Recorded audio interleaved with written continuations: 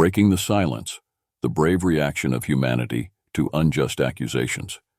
Today, we're diving deep into a story of courage, defiance, and standing up against injustice. Get ready to explore the gripping tale of humanity's bold reaction to unjust accusations in the Galactic Concordance. Their rules didn't apply to us. When the human ambassador to the Galactic Concordance was called forth, many knew as to the reason. When it was explained as to why the ambassador was called before the full GC Council, all the human ambassador displayed was confusion. Wait, you're telling me that humanity is on trial for war crimes and for violating the Geneva Conventions due to the manner in which we defeated the Kilgram Swarm? Asked Ambassador Lucielle Vargas, dumbfounded at the audacity of the Galactic Concordance. Yes, you humans have violated your own Geneva Conventions and therefore must be punished, cried out the Saluthi ambassador, a generally amorphous species that could take whatever shape they chose, depending on their mood.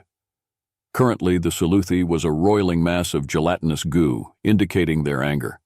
Blatant bombing of civilian targets, the execution of surrendering troops, inhospitable living conditions in prisoner camps, humiliating and public executions of captured troops and hostages, the nuking of garden worlds, the detonation of multiple antimatter bombs on several nursery worlds, the deployment of horrendous chemical and biological weapons. Need I say more? Sneered the El Rishi ambassador as he tossed his datapad down in disgust, pointed ears twitching in disgust. As the gallery yelled and jeered at Ambassador Lucielle, all the ambassador did was stand there with a bored expression.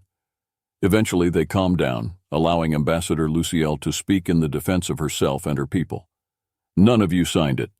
A puzzled silence filled the room. None of you ratified it. A few members in the gallery shifted nervously, their species' more refined senses alerting them to the mounting anger from the human. No other species in the Concordance accepted and applied the provisions of the conventions when it was given to you. Ambassador Lucielle was now gripping her clenched fists so tightly she was beginning to pierce the palms of her hands with her fingernails, the coppery tang of her blood becoming apparent to those with keen noses.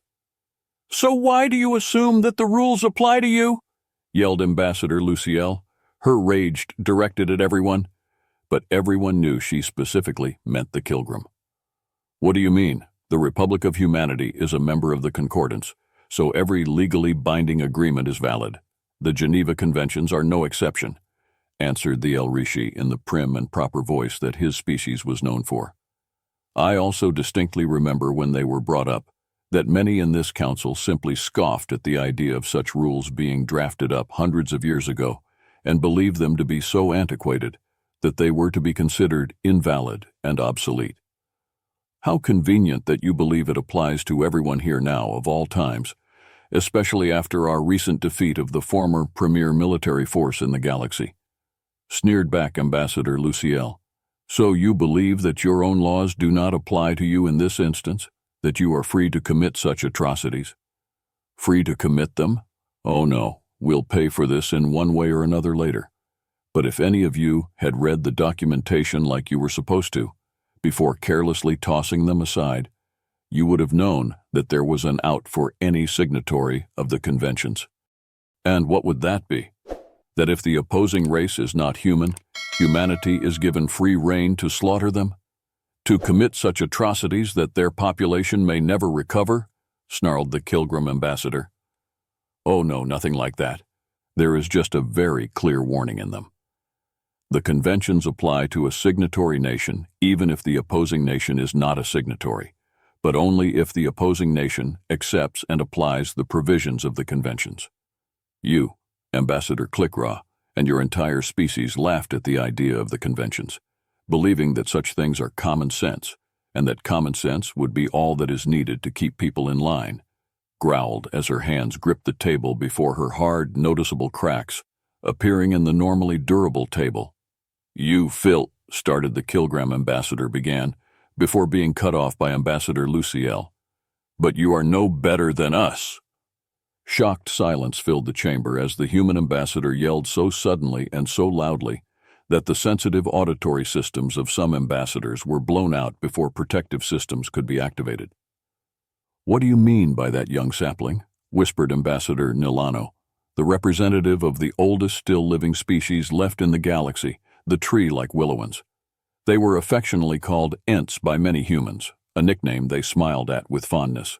Sirius III, Rylan VIII, Canis IV, Alpha Centauri Prime, Eta Boötis 9, Pluto, Epsilon Indi V Edenia, Wolf 359, Arcturus Station, Procyon Prime. "And what are those exactly?" asked Ambassador Kilgram nonchalantly, though some noticed his mandibles were twitching in his species' sign of nervousness. "Garden and nursery worlds that your species pillaged and burned. Stations that were simply massive trading outposts. Targets that this council claims to be off-limits based on common sense. Yet the Kilgram blatantly attacked those worlds.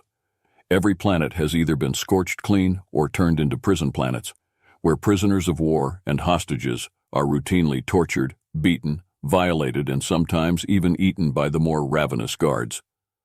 "And what proof do you have of this? There is none, because it has no," yelled Ambassador Kilgram before he was once again cut off, this time by a ping, as every ambassador present was sent a file that contained detailed interrogations of captured Kilgrami soldiers and guards, as well as video files from the security systems the Kilgram used. After recessing for an hour to review the evidence submitted by the ROH, every member of the council reconvened back into the council chambers, the Ambassador Kilgram being dragged to his seat by security, 3 of which stood next to and behind him, to ensure he did not run away as he had attempted to do during the recess. "As the council has seen, the Kilgram Swarm violated your common sense rules first. Human worlds have been stolen, burned, or irradiated to the point of uninhabitability. Republic citizens have been stolen from their families. We have found some, but most we cannot find evidence of there. Of those we found alive, many were sexually violated without a care for age, had missing limbs due to either amputations or being bitten off by their captors, or they were found slaving away in mines with little to no protective gear."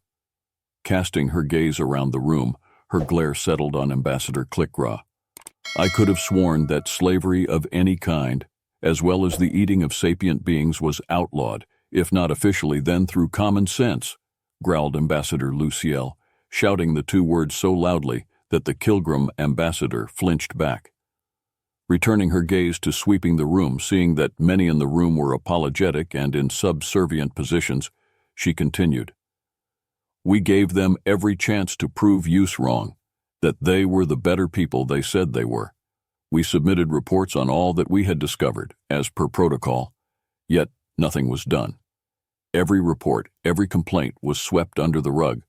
From your reactions, most of you never saw these reports, which only tells me that the Galactic Concordance Security Council is to blame for keeping this from you. If you had been informed as per protocol, the war would have been put on hold until we were proven right. The war ended, and reparations would have been made." Taking a deep breath, along with a sip of her water, she continued, Instead, the facts were kept from the rest of the Galactic Concordance Council, meaning that escalation was the next logical step. We gave them one final warning, one final chance to make things right before we pole vaulted over the line. Their systems and the Council's systems can prove that. After they laughed at the warning, they pressed on, sealing their fate." Sitting back, Ambassador Lucielle sighed before continuing. "So yes, we did raise and irreparably irradiate countless garden and nursery worlds. We did detonate antimatter bombs on garden and nursery worlds. We did gas whole planets with toxins and diseases so vile Nurgle himself would be proud of us. Yes, we cut down fleeing and surrendering soldiers. Yes, we reduced whole cities to rubble and ash without regard for civilian life. Yes, we kept what few prisoners we had in horrendous conditions and executed many of them for the slightest offense." As she finished this part of her speech, Ambassador Lucielle stood up and began clearing her table. As she did so, she continued to speak.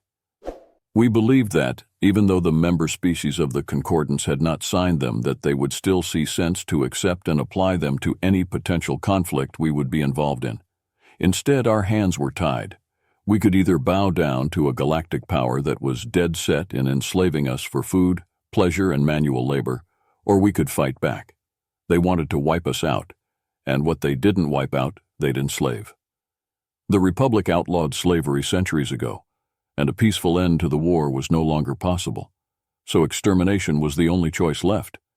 If we were faced with the same situation again, we would gladly do it again if it meant our survival. She then reached up, ripped the ambassador pin from her lapel, and cast it on the floor of the council chambers. Everyone stared at either her or the pin in shock. She soon confirmed their suspicions. Since it appears that the Galactic Concordance cannot create or enforce any laws that benefit everyone, while being so incredibly corrupt that the Security Council would keep vital information away from the rest of the Council. Information that would have led to this farce of a trial ending before it even began. I see no reason for the Republic of Humanity to continue being a part of it. You may contact us through diplomatic channels, but we refuse to be a part of this concordance any longer. As she walked towards the door, the entire chamber erupted in a panic as every ambassador began receiving panicked calls from their respective government and military officials. Getting reports that ROH businesses were suddenly uprooting, embassies were rapidly closing down, ROH citizens living within the territories of various concordance members suddenly uprooting as well. Their dwellings being sold for dirt cheap as billions of humans were suddenly leaving concordance space. Military officials were in a panic as hundreds, if not thousands, of starships of various classes began leaving various ports, stations, and formations, only saying that their government had recalled them when an answer was demanded of them. Tens of millions of ground troops were also doing the same, dropships and assault ships landing near or at every installation, with ROH citizens and troops. As the Galactic Concordance Council developed into a panic as they attempted damage control, with reports already coming in of potential economic downturns, former Ambassador Lucielle smiled ever so slightly as she stepped out of council chamber doors, her bodyguards forming up around her as they rushed towards the nearest ROH transport, her office having already been picked clean by Republic intelligence agents. Dipping her head down, former Ambassador Lucielle whispered into a hidden mic on her lapel.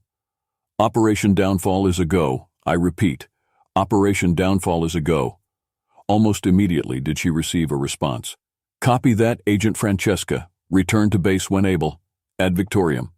"Copy command, Ad Victoriam," whispered Lucielle. As she strode towards the awaiting shuttle, no longer was she Ambassador Lucielle of the Republic of Humanity, former or otherwise.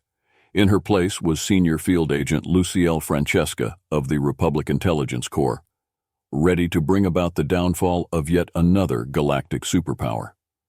As the shuttle lifted off towards the cruiser she would be taking home, the ROHS Righteous Vengeance, she grinned down at the planet below her, the seat of power for the entire Galactic Concordance. "You'll regret thinking that our rules didn't apply to you. That's all there is to it, people. The epic tale of humanity's unwavering defense against unjust allegations in the Galactic Concordance. In order to see more thought-provoking content like this, don't forget to like, share, and subscribe. Stay inquisitive and continue breaking the silence until the next time.